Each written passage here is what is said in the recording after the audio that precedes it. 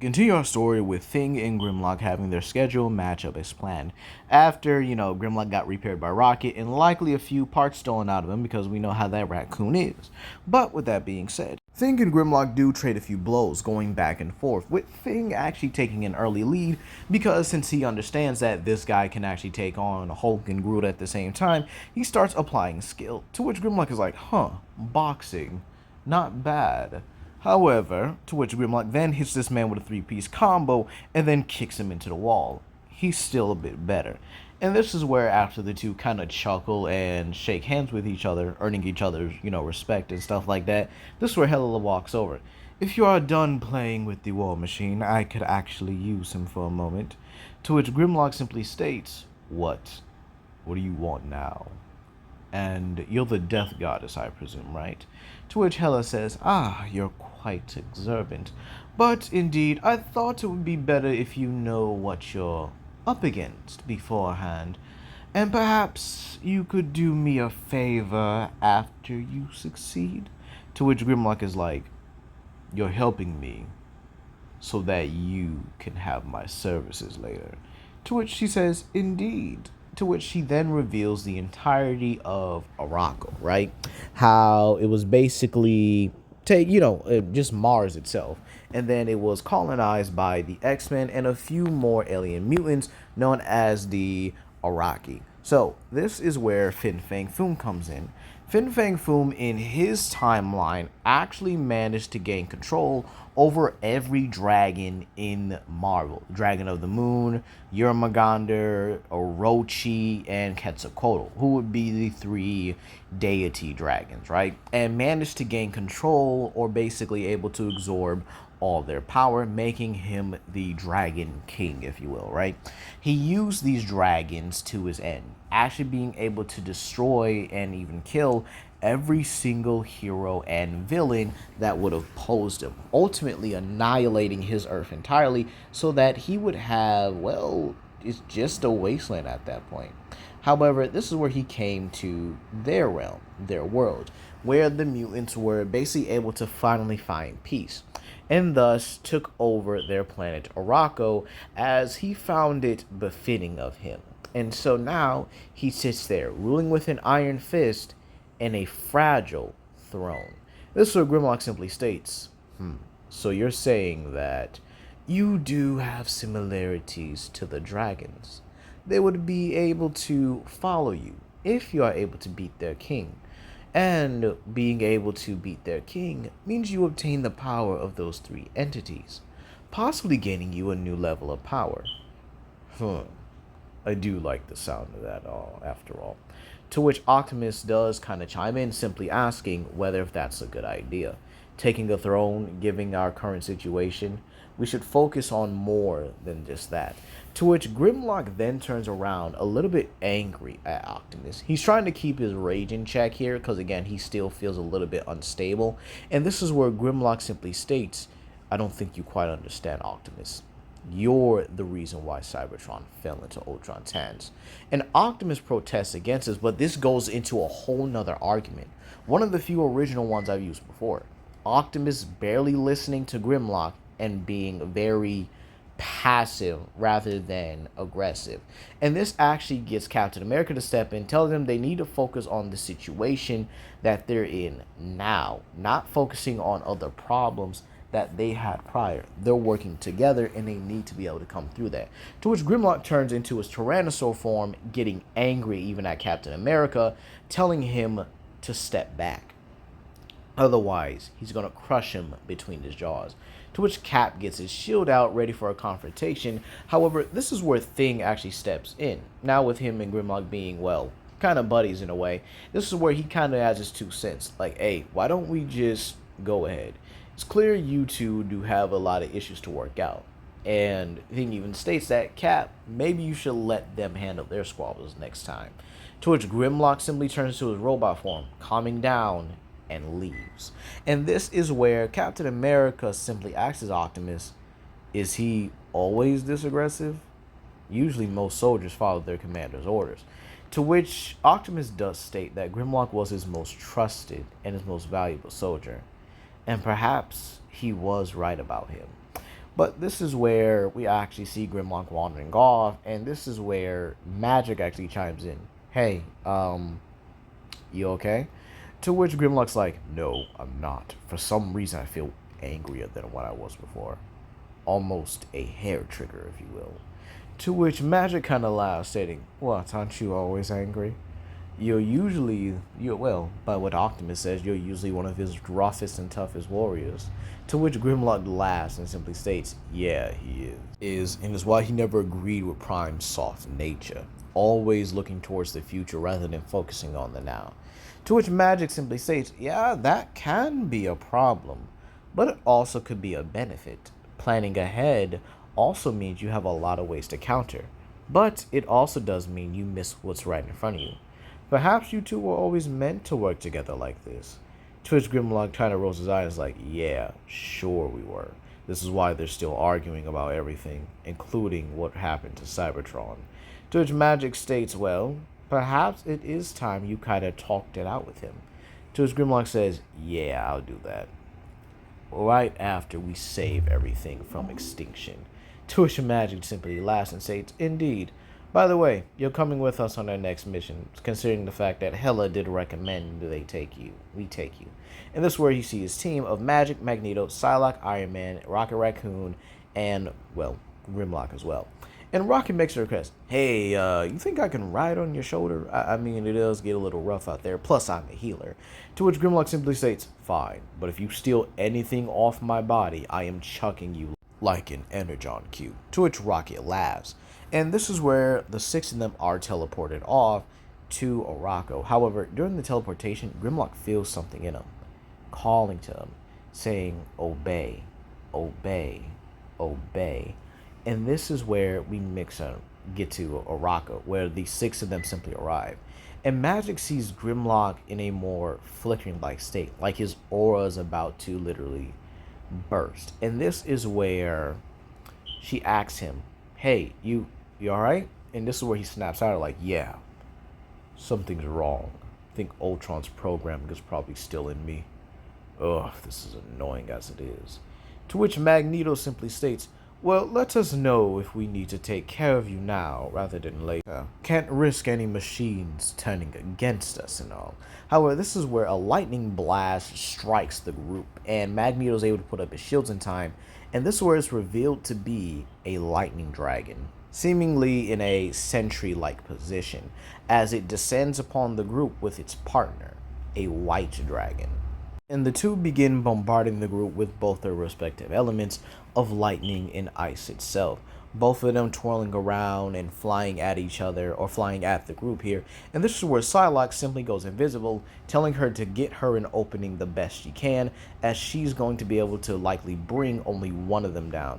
To which Grimlock simply states, ha, this ought to be fun. However, he feels a ping in his head still, with the voice saying, don't fight, give in. Give in, and this allows him to get hit by one of the ice dragon's many blasts. Magic then utilizes a lightning spell to actually be able to, well, probably a reflection spell, to reflect the lightning back at the ice dragon, telling Grimlock to get himself together. This is where Iron Man flies up and actually engages the lightning dragon, matching it with his unibeam, saying that these guys are way stronger than his Fin Fang Foom ever could be. And this is where Magneto actually does have to block an ice barrage from hitting him and Rocket. And this is where the ice dragon actually begins to pressure Magneto. But this is where Psylocke finally manages to get the altitude she needs, or the area she needs, to actually shoot her daggers right into the dragon's back and then stab a psionic blade into it, causing immense pain. The lightning dragon, seeing its ally in trouble, actually comes to its aid. And this is where Grimlock is finally able to gain his bearings, fighting against the control and simply telling Magic, give him an opening. So, this is what she does. Magic opens a portal, allowing Grimlock to simply charge right through. However, she opens it above the Frost Dragon and the Lightning Dragon, who are trying to get Psylocke. However, Grimlock crunches on the back, or pounces on the back of the Lightning Dragon, turning it into his Dinobot form, and then crunching right on it and slamming it into the Ice Dragon, knocking both of them, well, into a very decent sized crater. This is where Grimlock simply gets up and then punches both of them, or punches them both right into the side of the wall. He begins to, like, I guess you could say, kind of handle both of them at the same time, making sure he's not going to kill them, as again, they are pretty powerful and can be useful for him in the future. But this is where Psylocke then utilizes her own telepathy, and yes, Psylocke is a powerful telepath in her own right, and this is where she uses that to mentally restrain them, while Magic and Magneto both combine their abilities to full-on restrain the dragons, kind of putting them in like a magical, magnetic, and telekinetic bond, okay? So, with that being said, the dragons are now restrained, with Iron Man simply asking, okay, so, what do we do with these two? We can't just let them go, and we could probably just leave them here knocked out and come back from them, right? However, this is where Grimlock grabs one of them by their horn and brings it down to his face, to where this is where he actually begins to kind of scan it. Keep in mind, one of the few things Cybertronians can do is learn languages. And this is where he actually turns into his Tyrannosaur form and actually begins communicating with the dragons via their own language, to which he finds out they don't actually like serving food. None of the dragons do. They wanted a peaceful life, but they were forced to wipe out humanity itself and the other heroes of Earth because, well, Foom ordered them to. He basically forced them to. He was so powerful that no one could really stand against him. And even then, he's not a good king. The dragons themselves barely are able to feed themselves, especially with the amount of food that comes by. Foom takes it all for himself, is nothing more than a tyrannical king. And this is where Grimlock is like, I'm getting an awful lot of Starscream vibes from this one. To which this is where Grimlock simply makes a deal. They serve him, and in turn, he'll be a much better king than Foom. Something that they always dreamed of.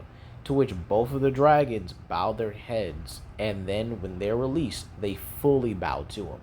But this is where we head over to Araco City, or at least a different one, Dragon City. And no, this isn't really a pun off the game.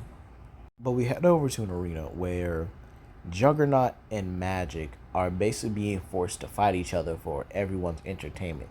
The local Iraqis, and then you see Foom sitting on a throne with his right hand man, I should say, Tarn the Uncaring, and Saturning, the Sorcerer Supreme Dragon. Both of them have helped Foom get this far. And so, with his command, he tells him to begin, with Rogue and Juggernaut not having any other choice but to fight until somebody wins. And hopefully, no one gives the execution call. And this is where Rogue and Juggernaut both do give it their all. And, every blow is like an I'm sorry kind of blow where they try to hold back the best they can. But Tarn's using his telepathy to actually control them, meaning they have to fight with all of their strength, all of their abilities. And this is where, when it comes to a clash, Rogue's about to lose out, and Juggernaut's trying to hold himself back the rest he can. However, this is where a loud boom comes in. And this is where Grimlock stands in his Tyrannosaurus form, angrier and stronger than what he was, seemingly almost able to contest Foom, or at least Foom thinks that himself, and simply states, "Who dares to challenge me? Challenge the king of this universe." To which this is where Grimlock simply transforms and introduces himself, saying that he's here to take his throne, here to actually do right by his own people, and to free those he held captive. To which Foom simply laughs, and this is where he gives the order to Tarn to execute this wannabe dragon. And this is where Tarn is like simply, very well, as you command, master. And this is where he seeks Juggernaut on him. And this is where Juggernaut says, "I need help. Please help me." To which Grimlock is like, this reminds me of Shockwave's pain, the torment he caused. He'll do his best to free him, no matter the cost. And so Grimlock and Juggernaut begin to clash with each other. Grimlock's not utilizing his sword and shield, as again, he's not trying to really injure or kill Juggernaut trying to free him. But as the fight goes on, he gets angrier. And again, this snaps him into that primal rage almost like instantly. And in that moment, he doesn't care if Juggernaut's mind controlled. He begins beating him senselessly, cracking the armor of Sidorak as Juggernaut tries to fight his best. This actually impresses Fin Fang Foom of how much of a beast or how much of a primal entity this one is. And throughout it all, this is where the blue or the Ultron virus simply states, yes, good, good. Give in to your rage. Give in to the hate. Become one with Ultron. And this is where Grimlock can kind of feel something else within him. Another sentient life? How? What is it doing? And this is where a more orange-like glow begins to kind of emit, counteracting the Ultron form. So Ultron then takes the form, or the programming takes the form of Ultron. But this is where the programming takes form of someone Grimlock had thought he lost so many years ago. Swoop, his first and his closest friend. And this is where Grimlock is like, what? Swoop? Keep in mind, outside here, Juggernaut's taking full advantage of this under Tarn's control and begins beating Grimlock into the ground. Albeit, because of how strong he is right now, he seemingly doesn't feel it. Kinda. It hurts. It causes a few dents and a little chipping. But again, Juggernaut seems like he has the upper hand. But again, back in Grimlock's mind, we see Swoop telling him, look, don't worry about it, alright? I'm going to take care of this virus, and I'm going to call it a day. And this is where Grimlock simply states, no, let me help. This is my mind. This can be our chance at victory. So this is where Grimlock actually begins to bend his own mind, his own soul, if you will, and reenacts the days where he and Swoop were in the pits of Chaos, one of the most formidable gladiator teams of all time. And they begin to battle against the virus. This is where we pan over to the rest of the X-Men, and they make their way to the prison chamber where Magneto unlocks the cells to Araco, basically the essence of life on the planet, Gambit cells, Jubilee, and Nightcrawler. With Nightcrawler simply asking, oh my god, what's going on? To what Sarlacc says, you're in for a jailbreak. Now come on. However, this is where Tarn appears before them and states they aren't going anywhere. But meanwhile, back at the battle itself here, Grimlock is pretty much losing to Ultron here. And he states, why is he still losing? This is his mind. This is his body. How? But this is where he feels the pain of Juggernaut actually being able to harm him still. Still under his mind control, mind you. And this is where Grimlock feels like he can't fight both ends. He has to be out there. He has to help him, but he can't do anything out here. What the heck is wrong with him? So it Swoop simply states, then how about you let your old friend help you? I know it might sound crazy, but look, I got this chance to help you. Please, let me take it, old friend. To which Grimlock finally stops fighting and allows Swoop to fully take control of his mind, of his body, or at least of his soul, if you will. And this is where Swoop actually gains the power needed to fight against the Ultron virus and helps him kill it. To which he says, thank you, Swoop. Thank you for everything. To which Swoop says, alright, enough of that mushy stuff. Get out there and show him who's boss. To which Grimlock snaps back into his natural sense and actually begins to overwhelm Juggernaut and then taps into that primal rage. Now in more control than what he had before. Now he feels better about himself. Better that one of his oldest friends, his family, his brother, was able to help them. And he beats Juggernaut with a simple slash and a punch right into the face, dropping Juggernaut right then and there. However, this is where he feels something. Swoop's essence. It's a part of him now. To what Swoop says, he's actually going to enjoy being inside your head, driving him crazy. And Grimlock simply chuckles at this, now feeling more lighter than what he was before. However, this is where Fin Fang Foom states, "No, no, you should not be winning this. Dragons, descend upon him." And this is where Foom simply mind controls the other dragons, even the lightning and ice dragon that came within him. And this is where he's surrounded by all 5 species of dragon, at least one of them: fire, green or poison, death, white, and lightning. And this is where Saturn himself simply states, "I shall join in as well and end this wannabe usurper once and for all." And this is where Grimlock simply gets his sword and shield out and simply states, "I make a promise to you on this day. One of you is going to die. Someone here is dying." And this is where we would actually end off back in the training area where Optimus Prime is getting ready to head to New York City to actually fight against Dracula. And that's where we'll leave it off here today.